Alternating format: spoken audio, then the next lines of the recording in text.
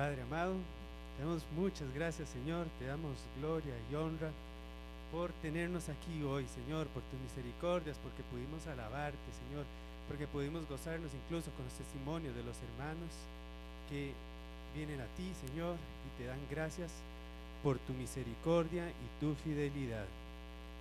Ponemos esta enseñanza en tus manos, Señor, para que seas tú hablando a nuestras vidas, instruyéndonos, Señor, educándonos, corrigiendo todo lo que se necesite corregir, y que esa semilla caiga en buena tierra, Señor, que nuestros corazones estén preparados en verdad para recibir y para poder dar el fruto en el momento correcto. En el nombre de Jesús, amén.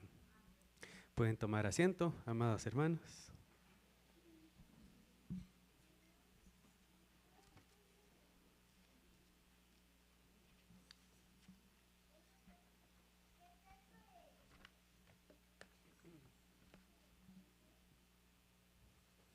Aló, sí.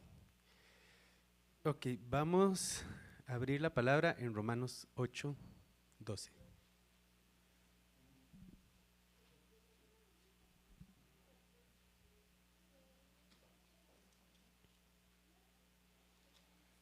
Y de aquí viene el título de la enseñanza.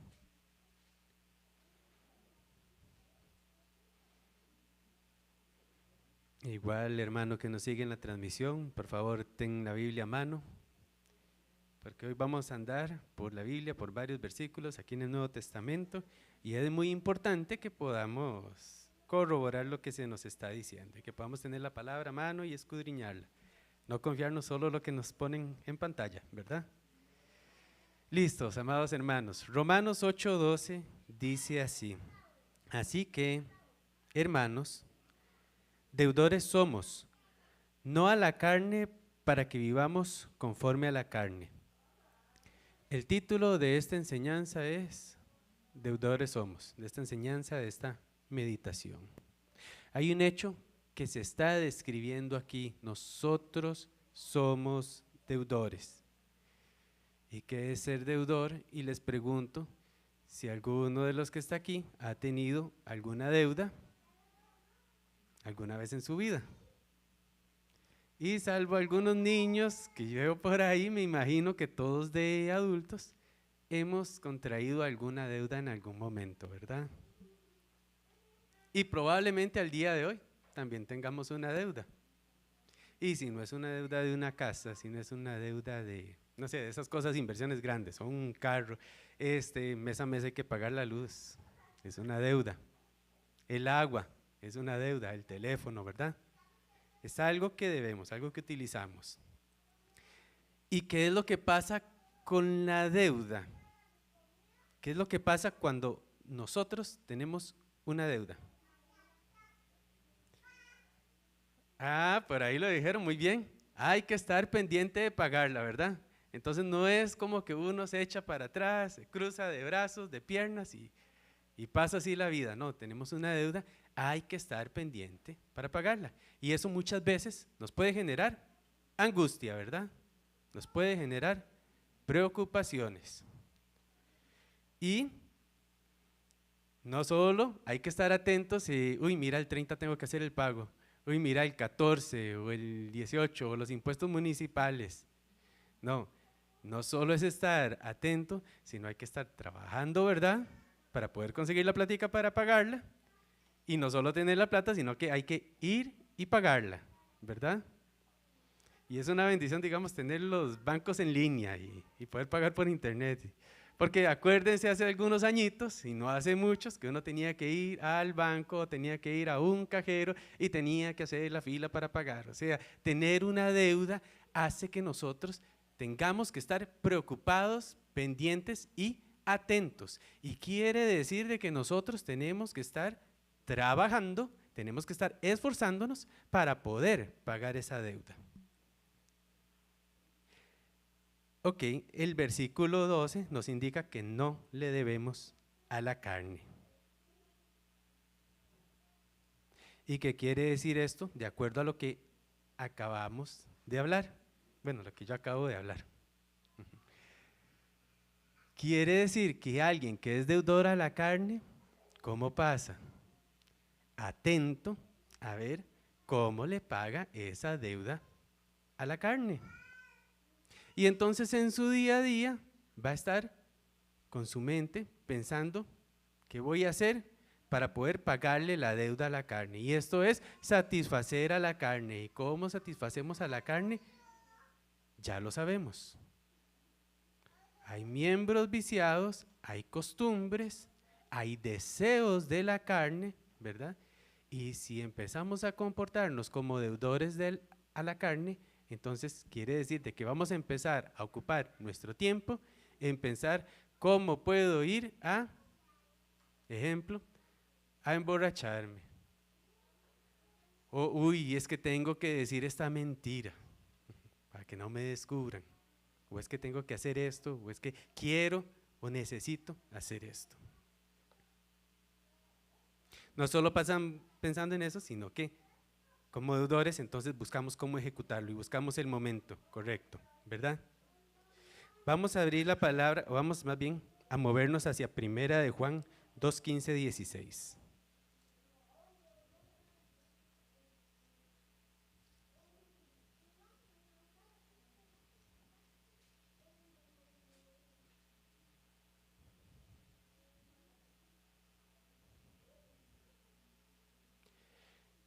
Y hermanos, en esta enseñanza estoy usando versículos muy conocidos, pero el Señor sí me inquietaba a que tuviéramos muy claro esto de que no debemos ser deudores a la carne.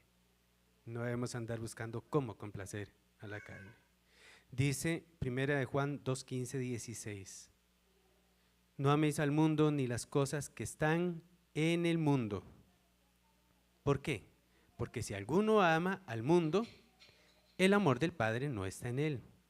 Porque todo lo que hay en el mundo, los deseos de la carne, los deseos de los ojos y la vanagloria de la vida, no proviene del Padre, sino del mundo. No amemos al mundo. Y entonces aquí nos dice, o somos del mundo, o somos de Dios. No hay tintas medias. Y en el 16 nos dice algo muy importante. Nos habla de deseos, nos habla de la vanagloria, nos habla de deseos de los ojos, nos habla de deseos de la carne, nos habla de la vanagloria de la vida. Dice que no proviene del Padre. Quiero enfatizar, y voy a leer aquí, que cuando hablamos del mundo no es solamente los vicios, actos ilegales o cosas contra la moral, porque cuando empezamos a leer estos versículos, lo primero que uno se imagina es ir a robar a un banco, ir a volar bala por ahí, no sé, y pensamos en esas cosas de, uy, qué malos, y lo que sale en las noticias. Estamos hablando de las cosas de este mundo, y ni si nosotros volvemos a ver, entonces vamos a ver materia. Si vemos a nuestro alrededor, vemos materia. Y si recordamos dónde anduvimos hoy, que si en el bus, que si comprando, que si trabajando, estamos en medio del mundo y en medio del ir y venir. No debemos amar las cosas del mundo. Eso jamás debe estar en un lugar superior a nuestro amor a Dios, a nuestro deseo a Dios. Esto también incluye el querer, como les decía, el ir y venir de la vida, el comprar, el tener lo que tiene el otro o el tener más que el otro. Incluso este mundo, esta carne, puede también estar buscando una apariencia, como ya también muchas veces se ha hablado, donde se busca un reconocimiento o una aceptación de los demás. Y eso también es deseo de la carne, es deseo de los ojos, es cosa de este mundo. Puede ser ese reconocimiento o bien buscar lástima. Ay, que digan que pobrecito yo, que se den cuenta de qué difícil es mi situación y que me tengan paciencia. Y eso, amados hermanos, también se vuelve ese mundo. Porque esas cosas empiezan a ocupar nuestro pensamiento y nuestro deseo. Y hace entonces que demos el paso hacia eso y que nos volvamos deudores. Que no podamos estar tranquilos y que estemos pensando constantemente, uy, es que si me entendieran, es que si vieran mi situación. Y ahí estamos debiéndonos a la carne. El que reconoce cuál es su deuda y a quién se debe, está atento, dedicado y poniendo esfuerzo y empeño en pagar eso. Y Romanos 8:6, si nos devolvemos a Romanos 8:6.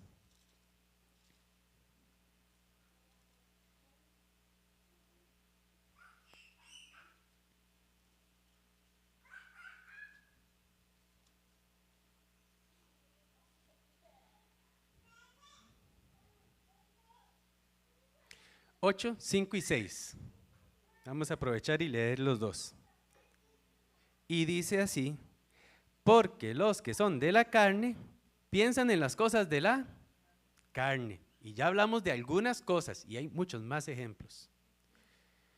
Los que son de la carne piensan en las cosas de la carne, pero los que son del Espíritu, en las cosas del Espíritu. Porque el ocuparse de la carne es muerte, pero el ocuparse del Espíritu es vida y paz. Entonces vean qué bonito, que si yo paso pensando en cosas de la carne, la paga es muerte. Si me ocupo de las cosas de la carne, es muerte. Pero también acabamos de entender de que se vuelve angustia. Pero dice que el que se ocupa del Espíritu, al puro final del 6, dice es vida y paz. Entonces vean qué bueno contraer una deuda de este tipo. Ahora, ¿dónde es que dice eso de la deuda? ¿Cómo? Una deuda. Vámonos entonces a Mateo 25.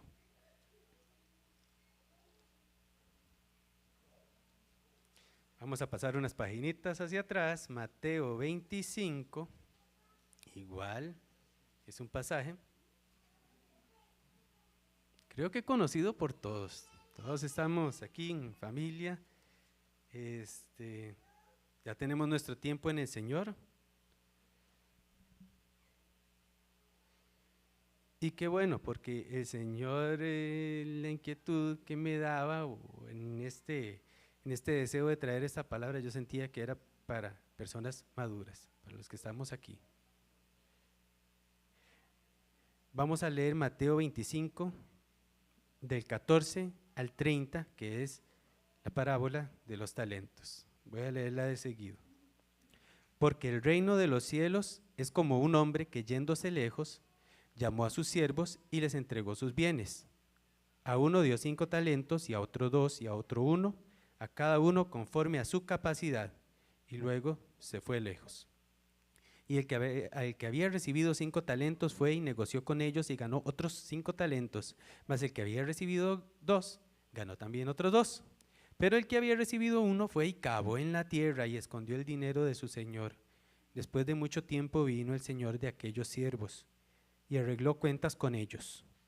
Y llegando el que había recibido 5 talentos, trajo otros 5 talentos, diciendo, Señor, 5 talentos me entregaste, aquí tienes, he ganado otros 5 talentos sobre ellos. Y su señor le dijo, bien, buen siervo y fiel, sobre poco has sido fiel, sobre mucho te pondré, entra en el gozo de tu señor.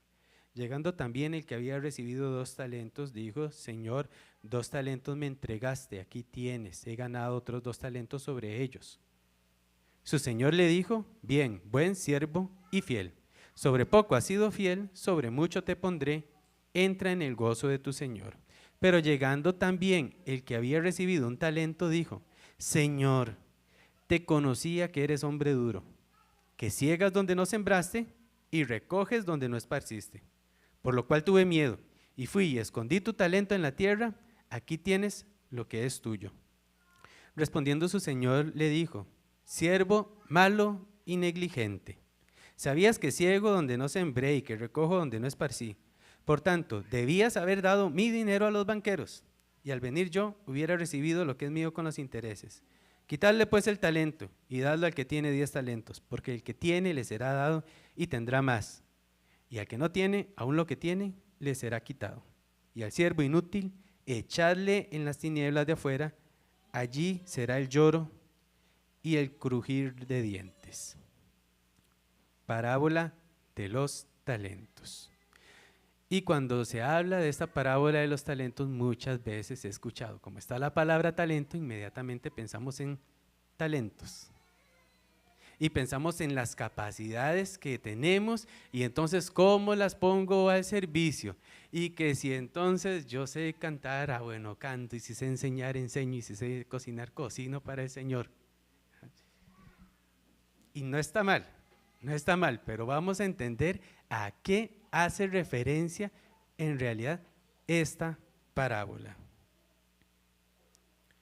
Esa palabra talento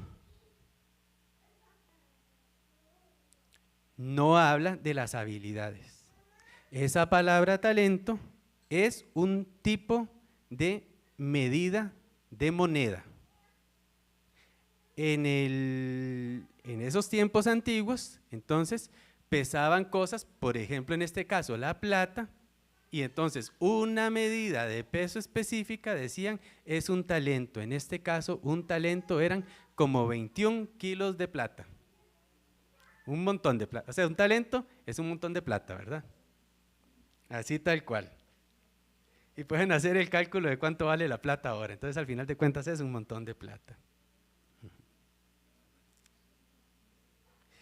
Ese talento, cuando oímos talento, en realidad viene una palabra de latín aquí, talentum, y que tiene un origen griego, talanton, que es peso. Entonces entendamos, ese talento ahí lo que estaba hablando era de bienes, y por eso en el versículo 14 llega y dice, entregó sus bienes. Este señor se fue lejos y entregó sus bienes. ¿A quiénes? A los siervos, ¿verdad? Suena que les estaba regalando el dinero, que se los dio y dejaron de ser siervos. No, eran siervos y les estaba entregando los bienes. ¿Y por qué creen que un señor le entregaría bienes a sus siervos? ¿Para que se crucen de brazos? No, son siervos.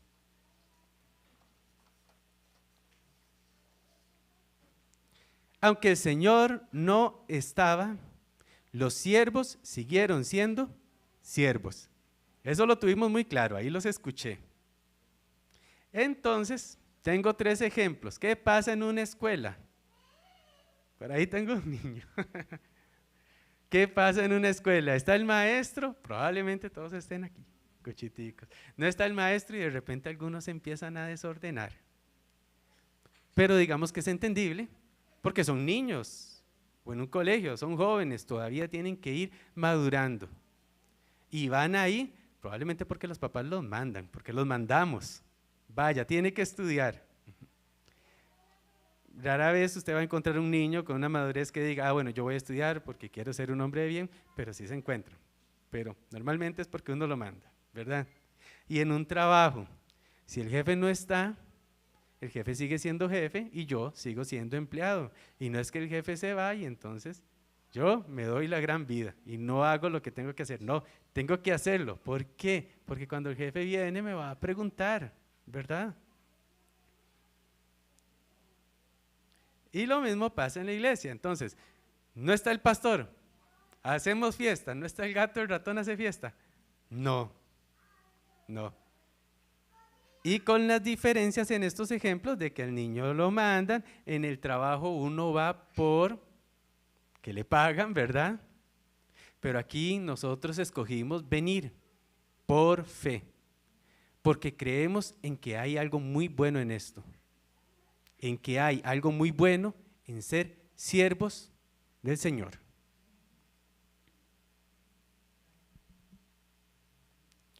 Dice en el versículo 15, a uno dio 5, a otro 2, a otro 1, a cada uno conforme a su capacidad. A cada uno de los siervos le dio diferente de acuerdo a la capacidad del siervo. Entonces, por eso es que en realidad muchas veces se asociaba la palabra talento a esas habilidades, y de hecho la palabra que hoy en español utilizamos como talento fue adquirida a través de este ejemplo bíblico. Por ahí lo pueden investigar, eso es algo interesante. Este señor se muestra justo y prudente, a cada uno le dio la cantidad de dinero que sabía que podía manejar. Es aquí donde vamos a entender qué es ese dinero o qué son esos bienes que nuestro Señor nos dio. Ahora vamos a entender qué son esos talentos, qué es ese peso de plata que el Señor te dio a ti, que te entregó a ti y que te entregó a ti. Y que ninguno de estos siervos estaba viendo qué tenía el otro. Vamos a entender por qué y lo vamos a entender en Romanos.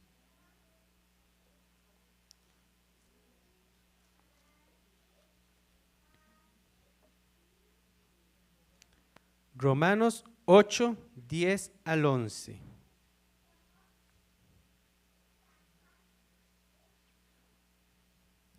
Romanos 8, 10 al 11 dice, pero si Cristo está en vosotros, el cuerpo en verdad está muerto a causa del pecado, mas el espíritu vive a causa de la justicia.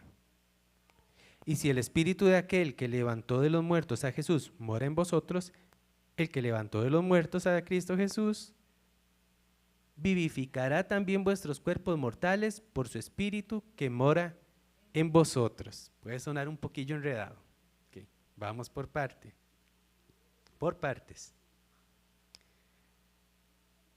Todos los que estamos aquí aceptamos al Señor, ¿verdad? Como nuestro Salvador, por fe. ¿Qué hace eso? Inmediatamente hace que Cristo esté en nosotros. Y eso es lo primero que dice el 10. Cristo está en cada uno de ustedes. Ahora, ¿qué es lo que pasa? Estamos en un cuerpo que se nos ha enseñado corruptible, va a morir, ¿verdad? Y estamos en un cuerpo, no solo eso, sino que también está viciado y que tiene deseos carnales. Y por eso dice que el cuerpo este está muerto a causa del pecado. Pero en nosotros, en ti, el Espíritu, dice, vive. Entonces, el Espíritu vive en ti a causa de que Cristo está en ti. Ahora, entendiendo esto, y vemos la parábola no, lo que también funciona como parábola, lo que pasó con Jesús. Jesús murió y resucitó al tercer día. Dios, en su poder, le levantó de los muertos. Podemos creer entonces que Dios nos va a levantar a nosotros de entre los muertos. Y podemos creerlo, sí, en el día postrero. Pero también puedes creer que Dios te va a ir levantando de entre los muertos, y de entre los muertos me refiero a los miembros viciados y a todos los deseos que se mueven en nosotros. Él lo va a hacer. Entonces vino Jesús y te dio, ¿qué te dio?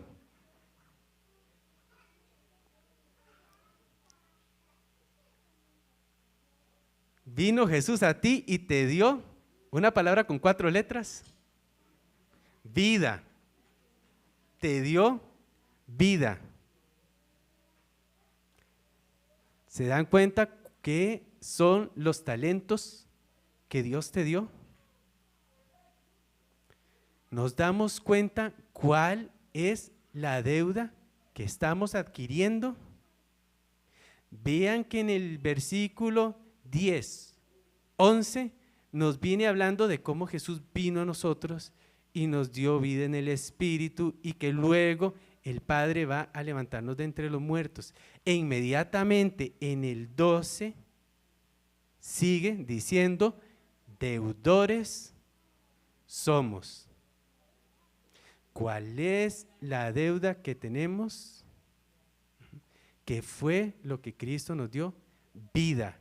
¿Qué le debemos? Nuestra vida. ¿Estamos claros en esto, amados hermanos? Porque ahí es donde viene el peso grande de este asunto. ¿Cuál es nuestra deuda, amados? nuestra vida, cuál es la deuda que tienes con el Señor, es tu vida. Eso quiere decir que tu vida no te pertenece. Eso quiere decir que mi vida no me pertenece. Le pertenece al Señor. Y como deudor que soy del Señor y que ya entonces contraje una deuda, mi mente y mis acciones tienen que estar dirigidas a pagar esa deuda. No nos pertenecemos a nosotros mismos, no debemos andar a nuestro antojo, no debemos tomar nuestras decisiones pensando en lo que me hará sentir más cómodo. Y precisamente por este tema es que siento que la palabra viene a maduros, para que entendamos que por eso se nos ha enseñado que, por ejemplo, nuestros proyectos los pongamos delante de Dios y que no digamos, como dice la palabra, mañana iré y haré y mañana voy y compro. No, si el Señor quiere, y esto quiere decir que entonces yo reconozco que mi vida no es mía, mi vida le pertenece a Dios, y entonces por eso es que yo pongo mis pasos delante de Él. Por ejemplo, en el tema de proyectos, porque vean, no quiere decir de que nosotros no hagamos cosas y que no nos gocemos en lo que hacemos y en nuestro trabajo, pero es que no nos debemos a nosotros mismos.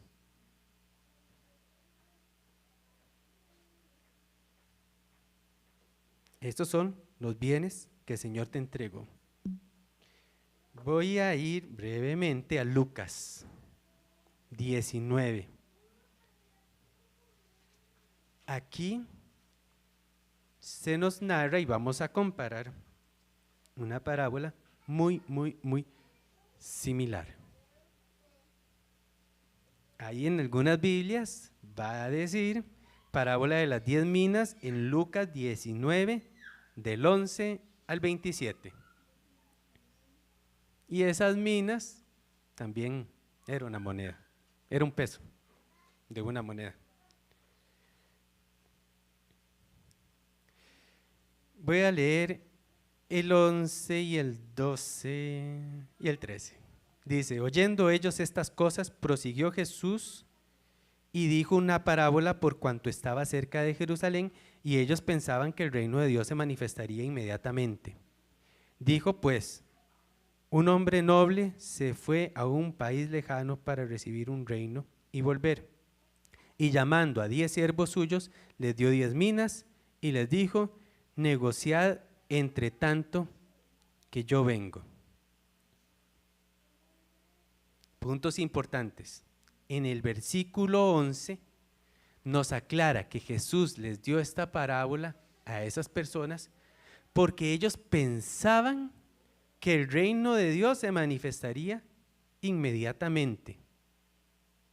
Entonces vean que puede sonar extraño. Como alguien pensaba, o como un grupo de gente pensaba que el reino de Dios iba a venir inmediatamente, entonces Él les da el ejemplo de los talentos, de las minas. Esto es para que entendamos de que el reino de Dios en nuestras vidas hay que trabajarlo, como dicen por ahí. Hay que estar trabajando, hermanos.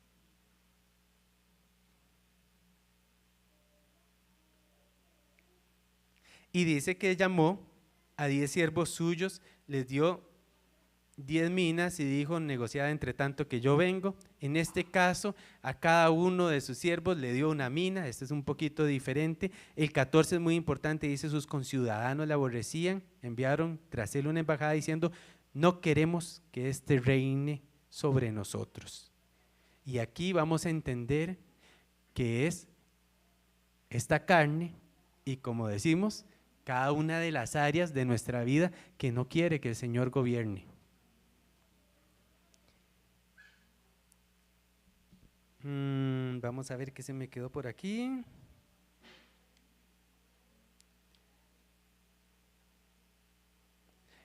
Ok. Conocemos el desenlace que hubo al uno que le dio 5 minas, otro que le dio 2 minas, y a ese dice por ahí en los versículos 19 y 20 y 21 que los puso a gobernar. Ellos trabajaron y entonces los puso a gobernar sobre ciudades. Y aquí venimos a la parte de es que arregló cuentas con ellos. Tu Señor no se va a interesar en saber cuando el Señor venga y te llame a cuentas, que puede ser en cualquier momento. No se va a interesar en que le digas, ah, Señor, es que empecé alquilando y terminé comprando casa. Oh, Señor, es que empecé con un carro y ahora tengo 4. Me fue muy bien en la empresa. O es que practiqué y fui a lecciones de canto y entonces canto muy bonito. ¿Tú crees que tu Señor va a venir a pedirte cuentas sobre eso? Te va a pedir cuentas sobre lo que hiciste con tu vida. Esos son los talentos, esas son las minas que Él te va a preguntar. Imagínense qué bueno sería que Él llegue, te pida cuentas y tú le digas, Señor, es que tú sabes la pereza que me daba leer o la pereza que me da leer. Y aún así pude esforzarme y hacer el propósito de leer tu palabra constantemente. Oh Señor, tú sabes y lo conoces bien que mal me caía tal persona, tal hermano, pero por amor a ti y entendiéndolo, entonces fui y pedí perdón y entablé una verdadera relación de hermandad con ese hermano. ¿O sabes lo fuerte que se movía en mí? La lujuria, la ira, la envidia. ¿Sabes cómo estaba viciado? Y por amor a ti, logré frenar mis ojos, mi boca, mis manos. Imagínense qué bueno que podamos rendirle cuentas al Señor así y enseñarle, esto es lo que logré producir, estos son los otros 5 talentos, estos son las otras 10 minas.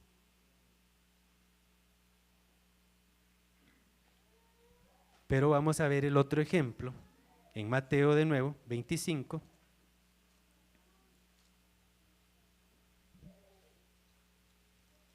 Del que escondió. Está en el 24, 25, 24 dice, pero llegando también el que había recibido un talento dijo, Señor, te conocía que eres hombre duro, que ciegas donde no sembraste y recoges donde no esparciste, por lo cual tuve miedo y fui y escondí tu talento en la tierra, aquí tienes lo que es tuyo. ¿Esta persona trabajó? No. A esta persona se le confió eso y no trabajó. Esta persona contrajo esa deuda y no trabajó.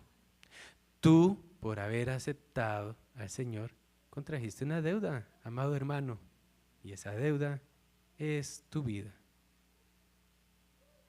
con el Señor. ¿Quieres seguir el ejemplo de esta persona que no trabajó? ¿O quieres esforzarte para poder producir lo que el Señor sabe que puedes producir? Porque esa vida que te dio el Señor, esas circunstancias que vives, esas dificultades, esos dolores que padeces, el Señor sabe que eres capaz de seguir adelante. El Señor sabe que eres capaz de sujetar la carne. El Señor sabe que eres capaz de gozarte en Él, a pesar de todas las circunstancias. Esa vida que el Señor te dio, el Señor sabe que eres capaz de llevarla en excelencia delante de Él, en santidad delante de Él. Y esta persona no necesariamente no trabajó por vagancia. Aquí nos está diciendo otra cosa. Dice que tuvo miedo. ¿Y por qué podemos tener miedo nosotros? Yo siento que esta persona vio a ese señor como algo que estaba muy lejano. Y eso hizo que se sintiera indigno. Y hermano, si alguna vez te has sentido indigno delante del Señor, piensa en esta parábola. Si alguna vez has pensado, no, ¿para qué esforzarme si no me va a salir, si no lo voy a lograr? Piensa en esta parábola. Eso fue lo que le pasó a este hombre. Tuvo miedo, se sintió indigno, creyó que no iba a poder lograrlo.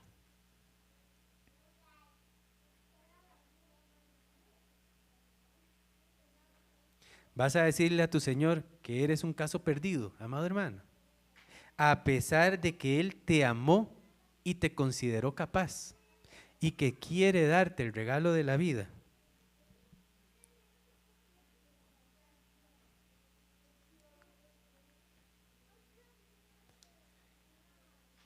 Debemos creer y entender que todo lo que tenemos proviene de Dios.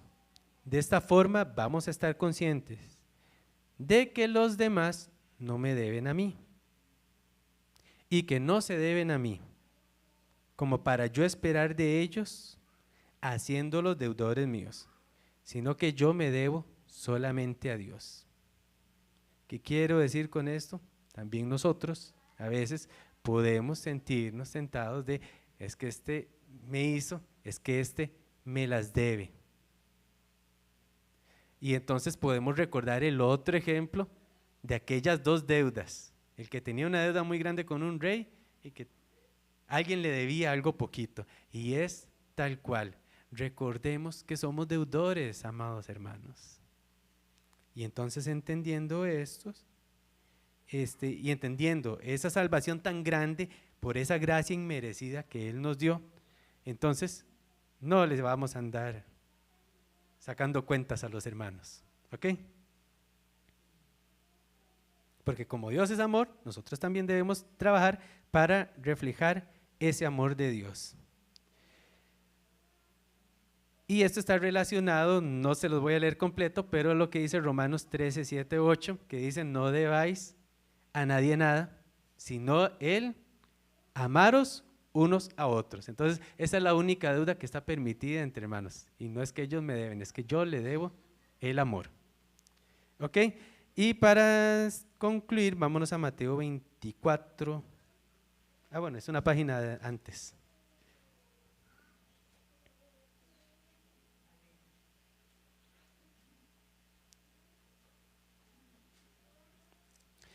$45 y $46 dice, esto ya es para concluir.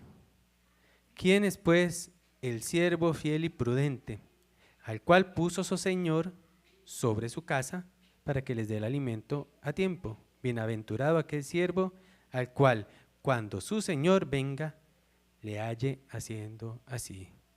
Bienaventurados seremos si cuando el Señor viene nos halla trabajando. Hermanos, deudores somos, no a la carne. La deuda la tenemos con el Señor y es una deuda de nuestra vida. Lo que quiere decir que día a día debemos ver cómo pagar esta deuda con el Señor. Eso es lo que debe tener nuestra atención. Espero que esta palabra haya sido de bendición, amado hermano. Vamos a ponernos de pie. Vamos a poner la palabra delante del Señor para que siga dando fruto y también para quedar despedidos. Amado Dios y Padre, Nuevamente, Señor, nos presentamos en oración delante de ti, dándote gracias por tu infinita misericordia y tu bondad, Señor, porque has sido bueno y porque yo sé que a través de esta palabra, Señor, nos estás edificando a cada uno de los que estamos aquí. Lo necesitamos, bendito Dios, necesitamos de esta palabra, necesitamos de ti, poderoso Rey. Que entendamos nuestra posición delante tuyo, bendito Dios. Que entendamos que no nos debemos a la carne, sino que nos debemos solamente a ti. Que entendamos que nuestra vida te pertenece enteramente a ti, bendito Dios, y que así puedan ser nuestras acciones.